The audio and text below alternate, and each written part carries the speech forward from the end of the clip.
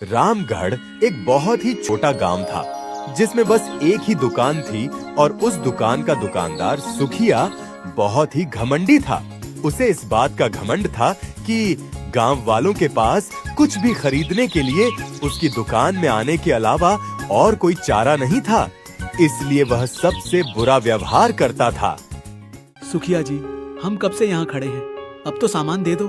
अरे देख नहीं रहे कितनी गर्मी है, ठीक से पंखा भी नहीं करने देते। जल्दी जल्दी बताओ क्या चाहिए। मुझे 1 किलो चावल देना। अरे सुनते हो, आकर खाना खा लो। हाँ हाँ अभी आया। सुखिया, ये तो बहुत गलत बात है। हम इतनी देर से यहाँ धूप में खड़े हैं और तुम हमें बिना सामान दिए दुकान बंद कर रहे हो। अरे तो मेरे लिए खड़े थे क्या? अपने लिए खड़े थे?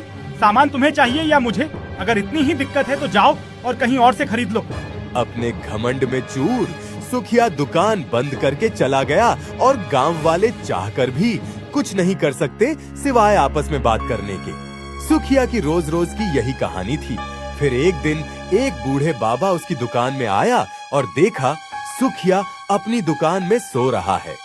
सुनो बेटा, बहुत जोर से भूख लगी है, कुछ खाने को मिलेगा। दिखाई नहीं देता मैं सो रहा हूँ। आ जाते हैं परेशान करने, जाओ बाद में आना। पर बेटा, भूख तो मुझे अभी लगी है, फिर बाद में आकर क्या करूँगा। ठीक है, बोलो क्या चाहिए।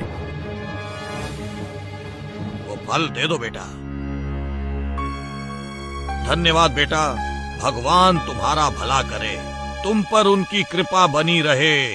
रुको, मुझे कृपा नहीं, पैसे चाहिए पैसे। इसके 20 रुपए हुए, चलो पैसे निकालो जल्दी। मैं तो एक गरीब बूढ़ा हूँ बेटे, मेरे पास पैसे नहीं हैं। क्या पैसे नहीं है? तो फिर यहाँ मुफ्त में मेरा समय बर्बाद करने आए हो? चलो जाओ यहाँ से, पता नहीं कहाँ कहाँ से चले आते हैं। पैसे ना मिलने पर सुखिया गुस्सा हो गया और बिना सोचे समझे बाबा से अपने फल छीन लिए और उसे वहाँ से जाने को कहा।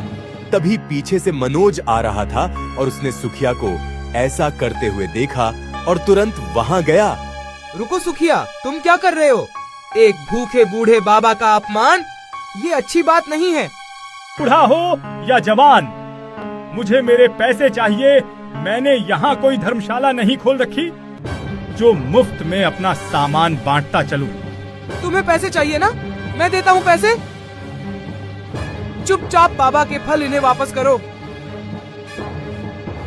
मनोज गरीब जरूर था, पर वो एक दयालु और अच्छा इंसान था।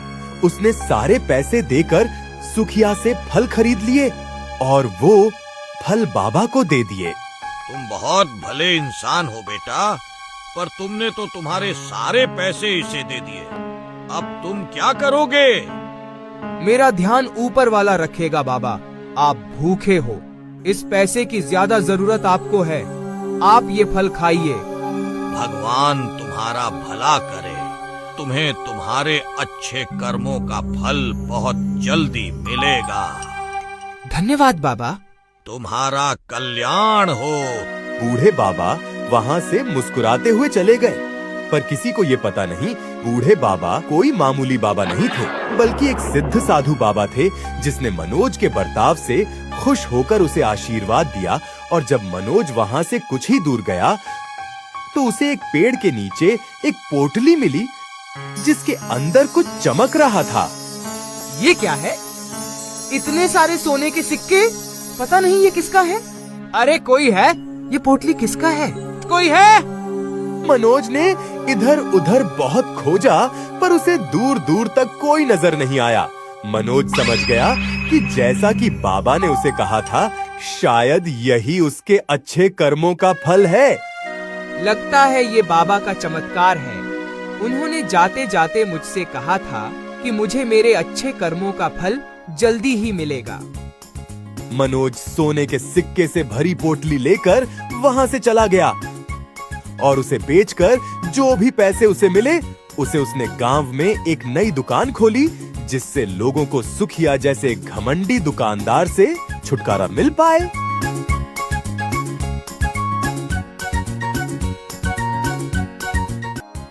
ये दुकान खोलकर तुमने बहुत अच्छा किया मनोज।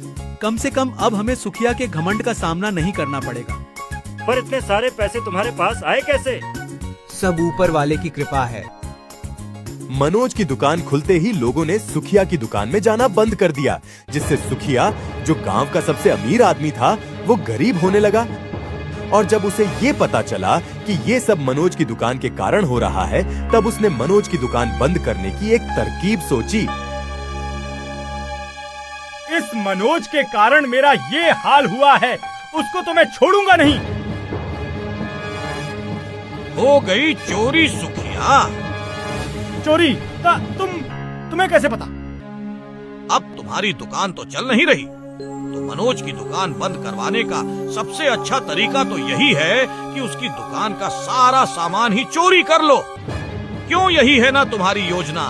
मुझे सब पता है, पर याद रखना, सबको अपने कर्मों का फल मिलता है, चाहे कर्म अच्छे हो या बुरे। साधु बाबा की बात सुनकर सुखिया आश्चर्यचकित हो गया, क्योंकि उसने जो बात सोची थी वो सारी बातें साधु बाबा को पहले से ही पता थी। कौन हो तुम? मैं हूँ महर्षि मलकम। उस बूढ़े बाबा की असलियत जानकर सुखिया के होश उड़ गए, क्योंकि ये कोई मामूली इंसान नहीं, बल्कि परम सिद्ध और चमत्कारी महर्षि मलकम थे, जिनके पास बहुत सारी शक्तियां थीं। मुझे माफ कर दीजिए महर्षि, बहुत बड़ी गलती हो गई मुझसे, जो आपको पहचान नहीं पाया और आपका अपमान किया। मैं हूँ या कोई और, तुम्हें किसी का अपमान करने का हक नहीं है सुखिया। अपने घमंड में तुम इतने चूर हो गए कि लोगों का अपमान करना तुम्हारी आदत बन गई। वहीं मनोज गरीब होते हुए भी अपनी हैसियत से बढ़कर भी लोगों की मदद करने से पीछे नहीं हटता। इसलिए तो वो अपने अच्छे कर्मों से फल से आज अमीर हो गया और तुम अपने बुरे कर्मों से गरीब हो गए। मुझे माफ कर दीजिए, मुझे अपना सबक मिल चुका है। अब मैं कभी किसी से बुरा व्यवहार नहीं करूंगा। ठीक है, इस बात को याद रखना और मनोज की दुकान का सारा सामान वापस रख दो। जो आज्ञा बाबा, आपका बहुत बहुत धन्यवाद। महर्षि मलकम वहां से गायब हो गए और सुखिया को उसका सबक मिल चुका था। उसने तुरंत चुराया हुआ सामान मनोज के दुकान में रख दिया और वहां से चला गया। उसके बाद सुखिया का घमंड हमेशा के लिए खत्म हो गया। धीरे धीरे उसके अच्छे व्यवहार के कारण लोग फिर से उसकी दुकान में आने लगे और अब रामगढ़ में 2-2 दुकान थे।